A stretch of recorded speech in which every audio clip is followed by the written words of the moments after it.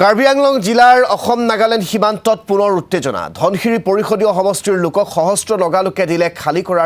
গাঁও খালী কৰাৰ নিৰ্দেশ যোৱা 18 নৱেম্বৰত শতাধিক নগা অস্ত্ৰসহ আহি অসমৰ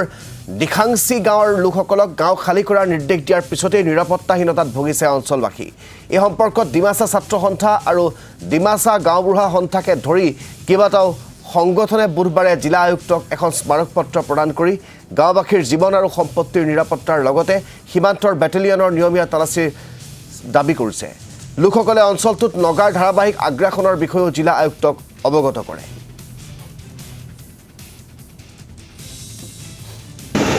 আহি মানে নগায়ে তেনেকৈ 100-150 তেনেকুৱা আহি মানে যেনেকৈ আমচামচ লৈ মানে গাঁৱৰ মানুহ দুমকি দিছে দুমকি দিয়া ক্ষেত্ৰত গ'ল আপোনাৰ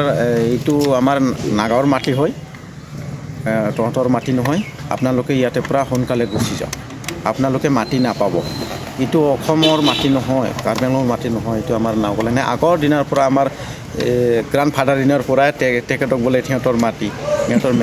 কিবা মেমৰি আছে বোলে তেনেকুৱা বুলি গাঁৱৰ মানুহবিলাকে মানে ধমকি দিয়ে তেনেকুৱাকৈ আৰু গুচি যায় আৰু সিহঁতি আজি 1 বছৰ তেনেকুৱা হৈ গ'ল ৰাস্তাটো সিহঁতৰ নাগালেণ্ড পৰা আমাৰ যেতিয়া আমাৰ দিখাংচি যোনটো গাঁৱটো আছে তাতলৈকে ৰাস্তাটো সিহঁতি পাক্কা বনাই থৈ দিছে আকৌ সিহঁতৰ গাড়ী লৈহে আহে ৰাতি আহে আকৌ ৰাতি গুচি যায় যিমানখিনি আহে চব ৰাতিত আহে বা সেইদিনাখন ৰাতিপুৱা আহিছে যেনেকৈ প্ৰায়ভাগ 10:30-11:20 আহিছে কিন্তু দুসৰা দিনাখন ৰাতিয়ে সিহঁতে আহে আৰু এতিয়া আপোনালোকে ডিচি মেম'ৰ নাম দিছে ডিচি এইটো কাৰণে আমালোকে চবে ৰাইজে গাঁওবুঢ়া আৰু চৰকাৰ গাঁওবুঢ়া আহি